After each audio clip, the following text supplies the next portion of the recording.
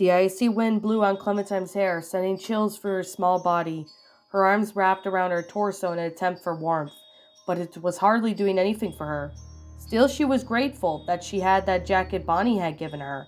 Whether or not it was pretty, it was keeping her alive. Her legs felt heavy as she dragged herself on, nearly catching the tongue between her chattering teeth. The others traveled just as slowly, leaving as many footprints as they trudged on towards who knew where, with Arvo leading them to a supposed safe house. All they could do ultimately was to hope that they wouldn't freeze to death or let exhaustion take them before at least they reached a midway point. Their main concern was AJ now, besides promising Rebecca for his safety. Clementine felt a protectiveness over the child and vowed to take care of him. Almost everyone seems equally as worried about the baby, offering what they could do to make sure he stayed warm. Bonnie was doing a good job holding him tightly against her chest, preventing most of the wind chill from getting to him. Jane was walking in front of her, protecting the child even further from the cold. Kenny and Mike were following Arvo at the very front of the group, their reasons for doing so very different. Clementine was aware that Mike was only there to make sure Kenny didn't slap her and hurt Arvo, and he had to agree that enough damage had been done. The teen was limping as it was, and knew that the cracks are now covered in his soul after putting down someone so close to him. Clementine had been there. She knew that pain. It wasn't something you could return from. Letting out a sigh, or was she trying to keep herself warm? The girl then glanced around weakly, noticing Sarah steadying, keeping pace with her. The three younger men behind them. Nick was helping Luke walk after the bullet that went through his leg, and Troy was walking ahead of him a bit. Biting her lip, she then looked her friend over, nodding the way as her eyes glazed over her cheeks that were still stained with tears that had fallen. Sarah had such a big heart. She reminded Clementine of Duck in a way, naive and innocent, but all innocent things must be twisted by the world to survive. Sad as it was, hesitantly she whispered, "Are you okay?" Sarah met with her eyes. Her mouth had drawn at the sight of frown, shaking her head. She replied, "No, I'm not okay. I don't know how you can keep doing this, Clem." "Doing what?" "Losing people. Living on. It's so hard. How do you manage?" The younger girl's expression saddened as she murmured, "I don't like it, but I have to keep going for those that aren't around anymore." Sarah lowered her head, her eyes narrowing as if studying the ground. Like Sarita," she choked out. "She kept going for Nalini. Even after she died, she took care of the others after losing her own daughter." It was very clear that the story had inspired Sarah.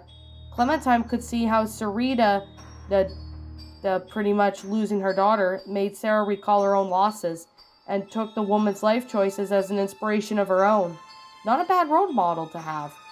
"I want to be brave like Sarita. I want to keep going.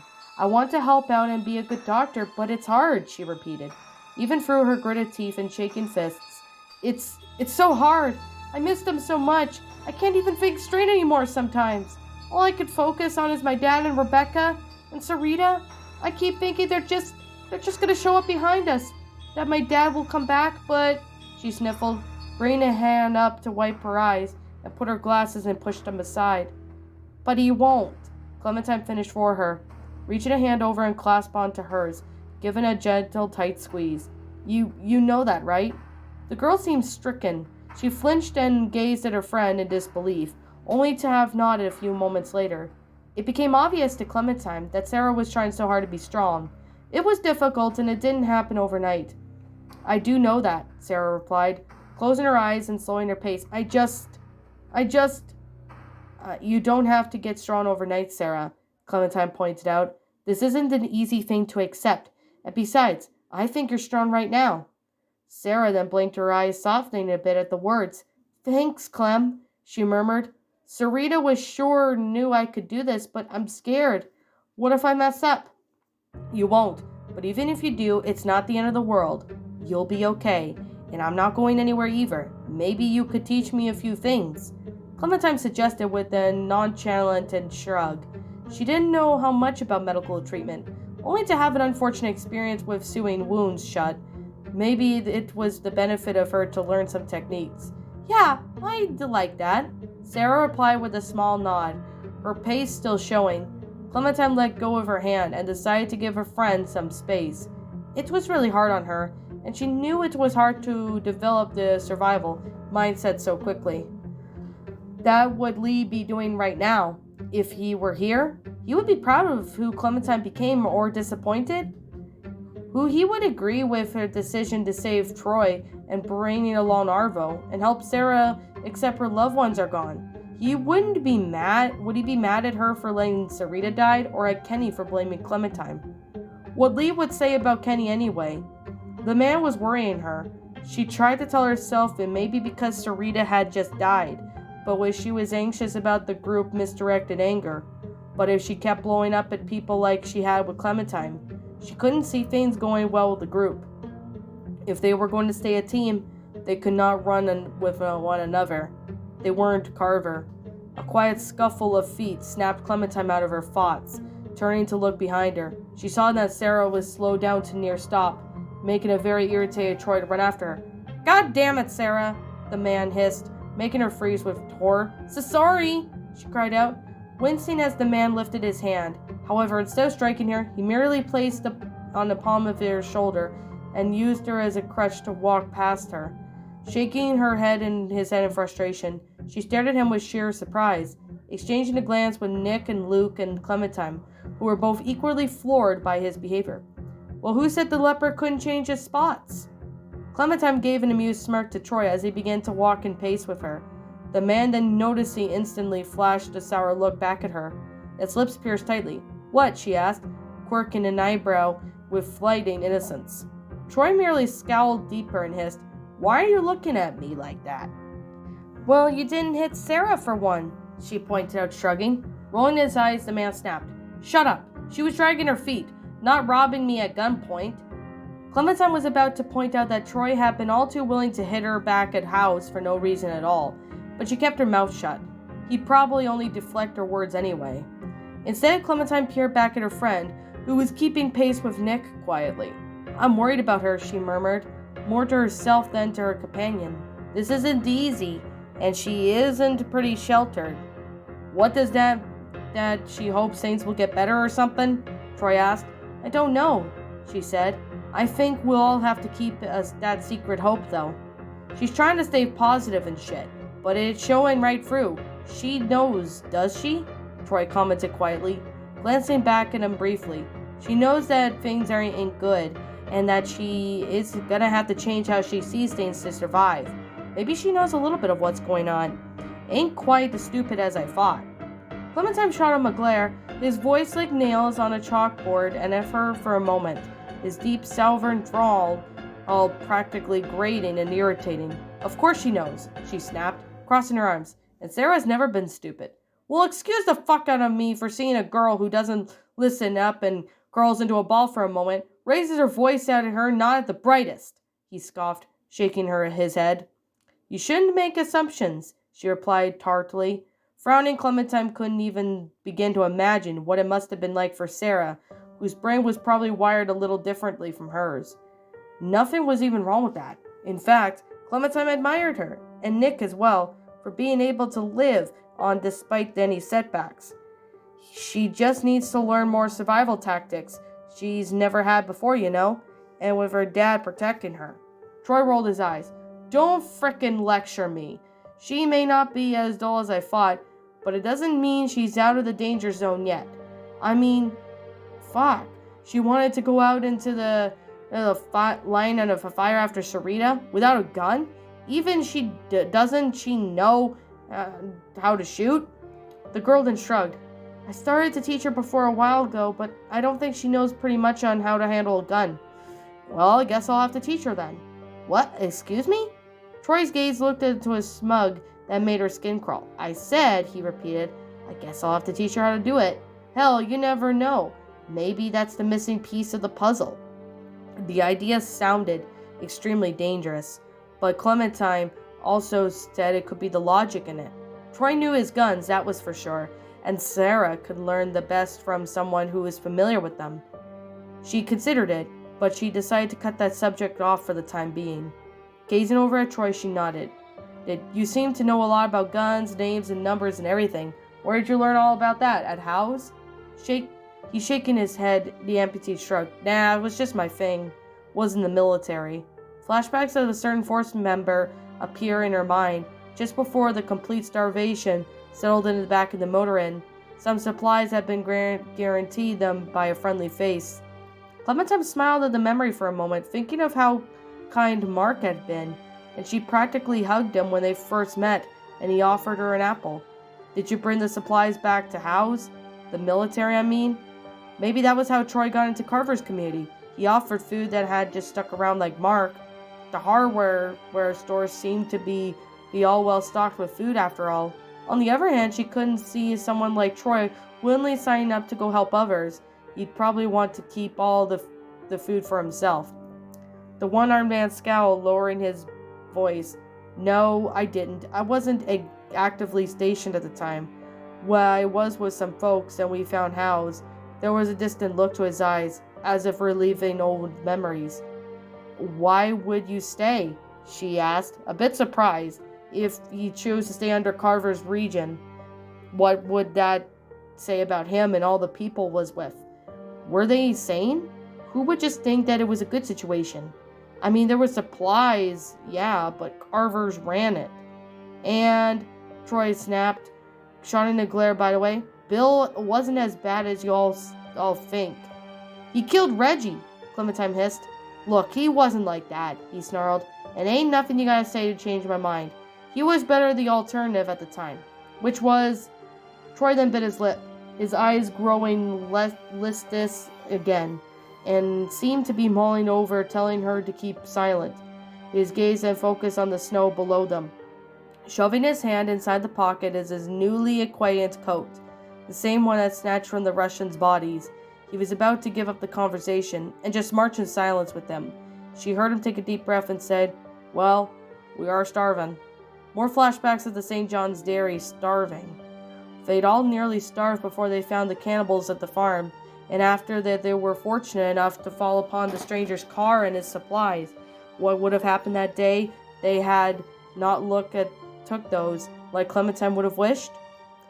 She had been so intent back then to leave supplies where they had found them, but a few days ago she had taken the medicine that didn't belong to her at them. Even after some convincing, things were so much different now, and the actions were hers alone, and not Lee's. I'm sorry, she found herself saying, unable to express too much sympathy for the man by just yet, but not liking at all what happened to him. Troy merely shrugged, brushing off casually, like it didn't matter. I don't need any frickin' pity, Clementine, he snapped, rolling his eyes. Bill saved our lives, letting us in, and I ain't gonna regret being there. With that, he sped up his pace, falling in line beside Mike and Bonnie. Clementine let him go without saying a warning. It was clear that he didn't want to talk to her anymore. But someone else did, clearly because Jane appeared at her side for a moment. God, I thought that asshole was never going to leave. Hey, Clem, she greeted with a smirk. How have you been holding up? Clementine blinked. She didn't know when Jane decided that they were going to be buddy-buddy, especially enough to call her by her nickname. But she couldn't exactly fight it. They were allies, like it or not. Still, she frowned and narrowed her eyes suspiciously, replying, I am okay, I guess. Sarita and Rebecca did have died less than an hour ago. How was she supposed to feel? Jane nodded, glancing behind them for a moment. Look, I'm not going to sugarcoat it, but I'm a bit worried about Sarah. Worried? Why was Sarah in the topic all of a sudden? Yeah, Jane shook her head. I saw her try to go after Sarita, and the way she broke down after her death, the way she's going to cause problems. Clementine's fist tightened at her fist sides once again. Jane had nothing to offer except her criticisms of the way the group worked and its members. Last time she was complaining about Troy, Rebecca, Kenny, and how Sarah. Clementine's gaze shot down at the woman's ankle, noting the slight limp that they walked on. Surely Jane didn't forget what happened at the observation deck. How Luke and Nick had saved her life was something that she couldn't been able to do if she was alone. Pushing back an exasperated sigh, Clementine repeated, Too bad this isn't your decision of who stays in the group. Jane raised an eyebrow, arguing, Look, I've seen this before. I just don't want you... don't want it to bite you all in the ass later on. I don't mean to sound harsh, but she's a liability at this point. She can't even shoot a gun. Troy's gonna go teach her, Clementine shot back, surprised at her own words. What? I'd watch that, Jane warned. Can't trust the guy as far as you could throw him. Her face softened as she continued. Anyway, I'm just worried about you, Clem. My sister Jamie, I couldn't save her. I really wanted to, but at the end, she just gave up. This was the second time Jane had mentioned her sister. Curiously, Clementine pushed on for more details, asking, she gave up? Why? Well, she was like Sarah, Jane replied quietly. She really didn't function well at this sort of world. I did drag her across 4 states, and every morning she'd say she wasn't getting up, and then I had to convince her or push her, or goddamn carry her if I had to, until this one time. Her voice trailed off, shaking her head again. Clementine didn't press her any further, as it seemed like she couldn't continue. Sarah isn't giving up, the girl promised. I know she won't. You can't be sure. I am. And anyway, I told you before we don't leave friends behind, and Sarah's my friend. Clementine hissed. She didn't ever glare to her companion just to get her to shut up. Jane was on her last nerve of her survival tactics, and she didn't want to talk about them anymore. Jane was about to respond, probably to resort to something, when they all heard Troy called out towards the front of the group, his barking tone distinct amongst the other small cluster. Hey, Kenny, you think you could frickin' stop for a second? We got people here that got shot, you know. He cast a glance towards both Luke and Mike, his teeth gnashing all together in frustration. Hell no, the man snapped darkly. Bet that's what the Rusky wants us to do, so a bunch of his friends can ambush us again. Arvo shook his head, in desperate look on his face. No, I lead you to the house only. I promise. Yeah, frickin' right, Kenny snarled. Bonnie spoke up. Troy's got a point, though. With Luke's leg and Mike's arm, plus your eye, Kenny, and Troy's arm, we should really stop to change some bandages at least. I said no, we ain't stopping. Kenny, man, Luke tried to interject, but as soon as he took another step, he stumbled, Nick having to catch him before he fell face first into the snow, letting out a loud groan, and he bit his lip, fought the pain to stand back up, leaning heavily on his friend. Fuck, are you okay? Nick asked. Luke nodded shakily. Yeah, I'm fine. I just put more weight on it than I should have. Wait up, we really need to stop, Mike said, eyeing Luke as the way he tripped over. Kenny ignored the plea, giving Arvo a rough shove to keep forward. Clementine watched as Troy marched up in front of the line, mumbling something about how he wouldn't bleed to death because of some asshole that wouldn't stop marching us to hell. Throwing a face into Kenny's, he hissed, We said to frickin' stop! That seemed to tip Kenny over the edge. Already agitated, the man clearly didn't like Troy's choice of words. You don't make any goddamn decisions anymore, asshole. I do, he yelled, slamming a hand at Troy's neck, wrapping his fingers around his throat tightly. Clementine ran forward instantly, trying not to focus on the way Kenny's nails dug into the skin, merely setting in the beginnings of bruises. Troy's eyes bulged out, and instantly he processed what was happening. His eyes was flashing in fear. But Kenny didn't seem to notice, or just didn't care. Ignoring the pain gasp from the one-armed man, he continued, Remember this, you son of a bitch. If you get nothing less through that frickin' empty head of yours, remember that your place here is temporarily. We can kill you, leave you for frickin' dead, and no one would care. You are nothing anymore. Kenny! That was it. Clementine narrowed her eyes into a glare, hand lifting to try and pry Kenny's arm off of Troy. The younger man was struggling to breathe. His hand was pawing at Kenny's fingers to try and regain the fraction of air he could. Let go of him, she cried, pulling with all of her might to get him to release his grip. Please stop! Sarah's terrified voice called out. Though she was frozen in the spot where she was standing, everyone seemed to have stopped and watching, waiting for something to happen. Clementine was the only one who wanted to help Troy out. They were afraid of Kenny so much, or did they just hate Troy? She didn't really tell. Maybe it depended on who it was. After a few moments of suspense, however, Kenny released Troy, given his choice of words. It was clear that he was not intending to kill him in the first place. So that was a scare tactic? Clementine frowned. She didn't want Kenny to do something like that. It reminded her too much of Carver. She never voiced that out loud, though. Everyone just stood In silence, Troy's hack saw only the sound of the quiet clearing. They were in the middle of the snowy woods. Clementine realized so they could afford to stop for a second to recuperate. Kenny didn't move, crossing his arms angrily but nodding. Nick then took that he was okay and gently guided Luke to a tree stump. Setting the other man down as comfortably as he could, everyone else spread out amongst their small space in the forest, most of them away from Kenny's spot. "I'm gonna try and talk to him," Mike murmured. "He can't be scaring anybody, especially since we got the kid got here." Both Sarah and Clementine then glared at him, about to retort to him to no less, but he raised his hands to clarify. Whoa, I meant AJ. Smirking, Bonnie approached him and asked, "What about your wound of yours, mister?" "Bullet just grazed me, but I ain't bleeding anymore," Mike assured. "I'm fine, see?" He flexed his arm with the muscle with a scoff. Fine. I could check you later there just in case, though," Bonnie said. "Go talk to Kenny then, and take AJ with ya. Maybe he'll often soften everything he wants to say. I'll see what I can do for Luke." Okay," Mike stammered, a bit unsure of carefully, and he cradled the infant in his arms, giving a weird look to the redhead. He then handed down AJ, then he shrugged to himself and walked off, eager to speak with Kenny. Sarah pursed her lips and then looked over towards them. "I'm gonna go and make sure AJ's okay," she said, nodding to Clementine as she rushed over to Jane, standing a ways off from everybody. Followed both of them silently to Kenny. Turning back to Luke, Bonnie bent down, examining his wound. "That sure got ya," she commented quietly. "But at least it went through, right?" "I guess so," Luke said a bit sheepishly. "I mean, it hurts like hell." "Don't you even start," Troy hissed. Luke didn't seem to respond with the malice, even though, however, he just chuckled half-heartedly. "Yeah, I guess I could have had it much worse." Nick blinked. "Still, don't take it lightly, man. We could still change the bandages, and all we have on is piece of Sarita's jacket." Somberly, Clementine gazed over the dark blue fabric. It was all they really had of Sarita now, at least physically. Carefully, she reached forward to untie it, and taking the piece carefully in her hands, and gently setting it down on the ground.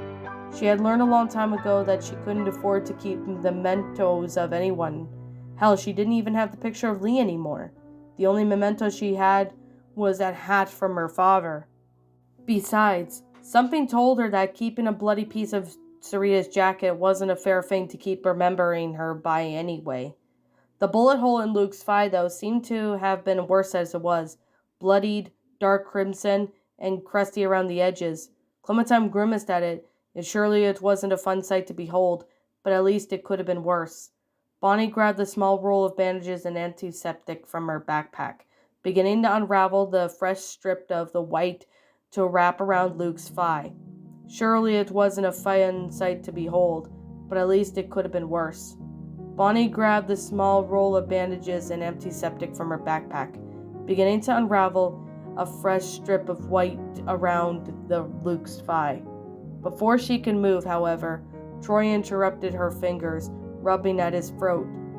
"Mind keeping some of that for my neck?" he rasped. The redhead paused and gazed up on him, quirking an eyebrow. After a few moments, she rolled her eyes and replied, You look fine, Troy. Kenny just left a few bruises, but the bandages ain't gonna help with that, I'm afraid." After giving a long sigh, she added, "What is it with you guys?" "Guys? What do you mean?" Luke asked. "Every man I have known always try to get on each other, know how tough they are. Put them in their place, bunch of dominant alpha male horse shit, and everything just ends the same way," Bonnie muttered, beginning to wrap Luke's wound. "I've noticed that too," Clementine commented quietly. "I don't know why it has to be that way. Lee never did something like that, at least not in front of her." She wondered briefly if he ever got into matches with the other men, or tried to prove himself, maybe when he was younger. Clementine let herself smile briefly at the thought of a teenage Lee, but then frowned again. Bonnie shook her head, clearly disappointed. "It just is. You get two of them in the room together in a matter of time before they're challenging each other into something." "Well, don't look at me. I ain't that kind of guy." Luke's response only received a snort from Nick. The taller man had crossed his arms. "Yeah, right. We've definitely got into some pissing matches before. Don't you remember our last challenge before the world went into shit?" Luke paused to think, gears visibly turning his head before he brightened. Oh yeah, the wake-a-thon? Yeah, kicked your ass, Nick smirked, adjusting his hat proudly. Wake-a-thon? Clementine echoed, with a raise of her brow. Luke flushed a bit, rubbing the back of his neck in embarrassment. Nick and I wanted to see how long we could go without sleep. Whoever stayed up the longest won, and the loser got to do whatever the winner wanted. Hence the wake-a-thon. We nearly gave ourselves heart attacks with all the coffee we drank. Speak for yourself. I was chugging down monsters, like nobody's business, Nick replied. Yeah, whatever. The point was, caffeine would only keep me going for so long, and I'd crash after 48 hours, so slept for a few days after that, too. Nick beamed, laughing. That one I was definitely felt like it was over, but I'm glad I won. Luke's face then when I made him eat those worms was priceless. I wish I still had my phone to show you the picture. It was my wallpaper for a while. Bonnie blinked, placing a hand on her hip. Worms? Oh, I'm sorry. I thought you were grown men, not second graders. Clementine smiled at the humor of the situation. Grateful for the distraction was everything for the time being. I saw my friend Duck eating worms once, she commented, keeping her voice down as Kenny could hear her. Thankfully, though, he didn't merely smile at the memory, although he was pretending that they were ramen noodles. Troy scoffed. What a frickin' weird kid. Hey, we were hungry, Clementine defended. Whatever, 2 days without sleep, huh? You're all weak shits, Troy sneered, looking over at the two men. I would have both kicked your asses to the ground if I had been on it, and I'd still be roaring to go and wake you all up later. I barely sleep as it is. If the world's ever going back to normal, I'm gonna take you up on that, Nick said, only because I want to see the rooster eat some worms of his own. Luke nodded. Good idea, Nick. Are you kidding? Troy yelled, frowning. What the fuck is with you calling me a rooster? Don't you remember, Troy? Bonnie chuckled. It was always the rooster's gonna be on your ass, or this rooster ain't happy with what he's seen in the pen. You all don't want to make this rooster mad. Every damn thing you said had to do with poultry. Hey, screw you, Troy snarled. It was a way of him keeping him in line. No, it wasn't. In fact, it just made me want to punch you in the face more, Luke admitted sheepishly. The one-armed man just frowned and narrowed his eyes, his expression half snarl and half pout. Honestly, though he was trying to be threatening, Clementine just found it funny. Exchanging an amused glance with Bonnie, she then focused back into Luke's wound, noting how much better it looked with some proper bandaging. Alright, that should do for now. Who else needs fixing up? Bonnie asked, standing back up. Mike seems to think he's okay, but he might need a look over, Clementine reminded Bonnie, glancing over at the half of the group. And of course we have Kenny and Troy. Well, if there's nothing you can't do for my throat, it don't bother me, Troy growled. Go check on the wide-eyed Willie over there. After flashing a glare his way, Clementine then grabbed the roll of bandages and empty septic to herself and said, I'll go try to keep Kenny out. Try was the word of the key here, and they all knew why. Alright, I'll go check on Mike, Bonnie said. Luke, you gonna be alright there? Nick cleared his throat. Don't worry, I'll make sure he stays put. Luke flashed a grin towards his friend, and then nodded in response. Yeah. How about I cannot be alright when I all get a half guarded here? Troy merely glared darkly at his snipe, but said nothing. Clementine just bit at this reaction, pleased that he wasn't striking out or yelling, and turning towards the others. It seemed like Mike was in a deep conversation with Kenny, but judging by the glares of the man's faces, it was getting a little intense. Jane was also engaged somewhat, adding a few words here before crossing her arms and huffing, looking quite annoyed. Sarah merely took AJ from Mike and was trying to shuffle away from the group. On her way over, Clementine stopped her friend and asked, How are things over there? Sarah grimaced. They're still fighting. Over what? But I'm not really sure. Arvo, I assume, but yeah. Speaking of, he's just sort of sitting there for a while now. I wonder if he's okay. She then cast a concerned glance to the Russian teen, who was sitting on the cold ground a few feet away. Clementine frowned.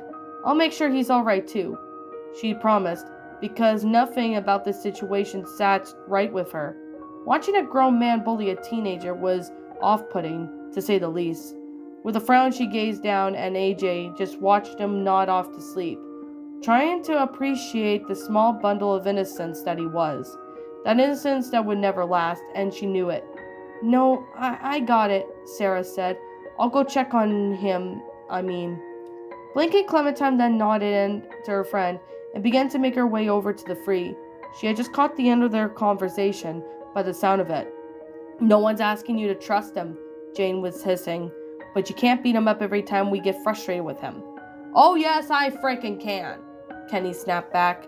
It's his fault that Sarita's dead, and if that group's of trigger-happy Ruskies ain't attacking us in the first place, she'd still be here. Mike then grimaced and argued, it ain't the kid's fault, and you can't be pushing him around like that. Kenny opened his mouth to retort something when he noticed Clementine approaching. Whatever was going on, they said, died in his throat. The moment he saw her, his attention was distracted. Frowning, the man lowered his gaze and said, You are here for me?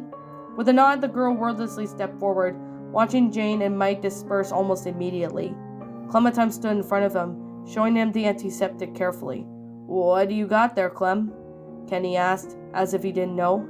Biting her lip, she hesitated and finally said, Can I change your bandages? The man then stared at her with a long, steady gaze before muttering, You shouldn't have to do stuff like this. To that she couldn't help but snicker. She had probably done plenty of worse than changing bandages, and she knew that too. I cut off Troy's arm, remember? And I closed a gash on my arm before, she pointed out. I shouldn't have to do a lot of things, but I did, and I'll probably keep doing them. Piercing his lips, Kenny merely sighed and began to comply. Hopefully this doesn't scare you, he mumbled, removing his hat, curling his fingers under the crimson rags that were once bandages, stripping them off despite the crusty blood around the area. Clementine winced after he finally peeled them away, leaving an ugly, dark red mass underneath. So, he continued, How does it look? Am I still gonna be pretty when this heals? She felt the corners of her lips tugging down, a lump forming in her throat as she recalled what Carver did to Kenny. That man did permanently damage someone to near her. It wasn't kind of the thing to think, but she found herself relieved that he was dead, maybe even happy. I'm sorry, Kenny, she whispered, closing her eyes. That bad, huh? You ain't got nothing to apologize for, Clementine. This wasn't your doing. For a moment something flashed dark under the man's remaining eye, and she glared over at Troy. And I'm still having trouble believing that we got one of that bastard's men in our group. She suddenly felt guilty for bringing Troy along. She didn't regret it, not yet.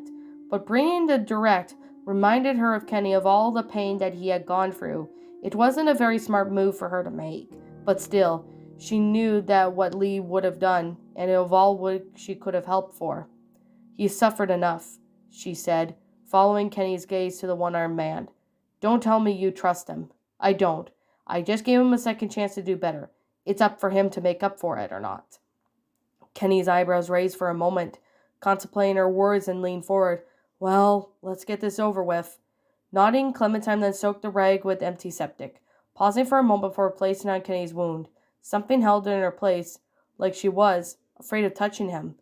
Given the fact that he yelled at her less than a few hours ago, and so violently too, it was no wonder why she instinctively didn't want to get close. But she had to do this, and he wasn't right back then. He was okay now, was he? This is gonna suck, she muttered, gently, leaning forward and placed of the tip of the rag into his eye. At the very slightest touch, however, he leaned back, letting out an angry snarl like an animal, curses flying from his lips. Eyes widened, Clementine fought the urge to scramble back away from him, but ultimately stayed put. Once he caught under his breath, Kenny gritted his teeth and gave her the okay to try again. Wishing he'd stop squirming, the girl carefully brought her the rag once more, this time making in contact with her, not having to retract moments later. The man flinched, obviously in pain. So you already stitched yourself up in the arm? Kenny asked, biting back from the hiss from the medicine's strong stinging. That's pretty tough, Clem. Yeah, she replied. It wasn't fun. About as fun as this to you, I'm guessing. Well, that just proves you got those survival instincts. The same one AJ's gonna have when he gets older. The small smile crossed her lips. Definitely, just like his dad. Agreed. Alvin may not have looked like Hark, but then it looked too much. But the guy had a pair of them. We wish we could have brought them along with us. Wish we could have saved them, and I'm going to think about that. Every time I look at that baby, Alvin should be here with Rebecca, raising him. It shouldn't have to be us. It should be his parents. The best thing you could do for them is the best thing we can all do for Rebecca and Alvin, is to raise them right of all of us, Clementine said. Once she finally wiped away the majority of the blood from Kenny's wound, she let out a sigh. Okay, just need to get this covered up. The man remained silent as she wrapped his eye again, careful not to rub the wound too roughly and as gentle to be as possible. She remembered doing this with Troy not so long ago, and come to think of it, Kenny had the significantly less dramatic expression to the antiseptic. At least he didn't cry out or yell at her like she was going to do something wrong. At least the hard part with Troy was over, though, and it seemed to be recovering well enough. Hell, they were all now. Given the injuries among the surviving members of the party, things weren't as bad as they could be. Knock on wood. Carefully and quickly, she finished wrapping his eye, placing the hat back on his head with a smile. There, all fixed up, she added silently. Thanks, darling, Wait, what is she doing with him? Kenny's attention was then snapped back to a few feet away. His voice raised in anger as she stood up. I narrowed fiercely over where Arvo was. What the hell is going on here? Clementine glanced over to where he was. Sarah was sitting by Arvo, helping to reply this sort of on his leg. The girl froze at his voice, looking like a deer caught in the headlights. His eyes were wide with fear, and his hands just hovered over like the Russian's leg. He needed his brace switched out. We had the supplies, Sarah stammered, biting her lip. And what the heck makes you think we're going to waste it on him? Clementine frowned. We're using it on him because he has his stuff to begin with. It was on his sister. He has the brace. Why wouldn't he use it on him? She's right, Mike chimed in, approaching the teenager standing in front of him. Kenny, I'm going to tell you one more time. Leave the kid alone. Like it or not, Sarah was just helping him out. He's part of the group now, Nick pointed out from the spot next to Luke. Kenny snickered at that. He's only part of the group until he shows us the house. Then he's out of there. You gonna be like that? Luke asked, glaring down towards the older man. He ain't bothering nobody.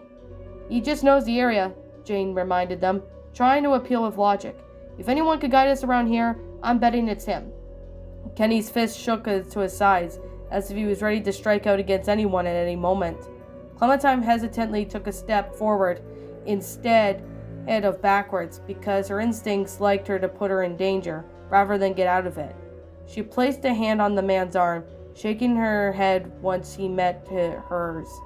Finally, after a moment of silence, the group then stretched out what felt like hours. Kenny relaxed his tense shoulder and growled, Fine, fix him and let's go. We can't be here all day. Luke, can you walk? The man nodded, struggling to a standing position while leaning on Nick. Yeah, I think I'm okay. He avoided the other in the eyes as everyone shuffled back into a small group for traveling. Sarah hurriedly fixing up Arvo's leg. There, she finally said, patting his knee. Does that feel okay? Nodding, the teen replied, Yes, thank you. Sarah then gave out a soft smile and asked, How did it happen anyway? Arvo shrugged, standing up and glancing down at the rope, binding his wrists together. I was on ice, fell, a leg snapping like a twig. Took a long time to heal. It's getting okay though. At least I can walk. Sarah's eyes widened. Wow, that sounds like it hurts. Just let me know if it needs fixing again, okay? You did a good job, miss, Arvo repeated, genuine relief on his face. Clementine offered a smile to him too, but he didn't catch it before he was shoved in front of the group by Kenny. Oh, my name is Sarah, the older girl clarified, with a bright smile. Arvo nodded. Sarah then, Thank you, Sarah. Their exchange made Clementine ponder briefly on how much weight compassion held in this world, and it did held off a bigger effect than the imitation of fear. She'd always chosen to be the kind rather than mean, but she couldn't help but wonder which one allowed a people to last the longest. Fates weren't sealed, and she knew that from Troy, and also knowing the kindness that would definitely spare a person's life. Had Carver focused his community on truly being a family, or rather a prison system that mocked an actual working community, would things ultimately turn out for the better, or would have anyone died out anyway? Clementine couldn't help but wonder at this as they marched on towards who knows where, relying on any tiny shards of trust that they had in Arvo, and that he was scared enough to lead them to the place that he promised.